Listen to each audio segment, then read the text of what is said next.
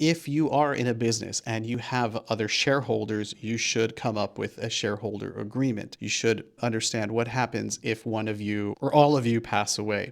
Hey everyone, it's Carlo, and I'm the personal finance columnist for the Montreal Gazette. I recently wrote a column about estate planning and understanding family patrimony here in Quebec and how to protect yourself, especially with using wills. A thing that couldn't be put into the column is the fact that this can also affect business owners. And one of the stories I wanted to highlight was Dungeons and Dragons. This, at the very beginning of that company, one of the co-founders, which was Don Kay, alongside Gary Gygax, Don Kay passed away suddenly of a heart attack at the very young age of, I believe, 37. His wife automatically inherits his shares. Don Kay's surviving spouse did not care whatsoever about the project, and she happened to dump all of his belongings with regards to the project onto the lawn of Gary Gygax. She can't just gift shares away. She actually has to sell them. And so Gary Gygax, he ends up finding another business partner who does have the capital and does buy the shares. Fortunately, this saves the company up until Dungeons and Dragons is created and trademarked and becomes an instant success. But years later, this decision leads to future problems where the direction of the company among the shareholders couldn't be decided. Gary Gygax then goes into a long legal battle with his new business partners and eventually buys the company out with other investors. Essentially, what happens without a shareholder agreement, you're creating problems for the company, and if that company manages to survive your death,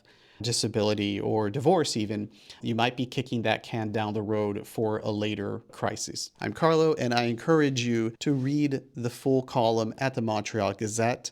And if you have any questions about personal finance, please feel free to send me a DM here or email me at the email above.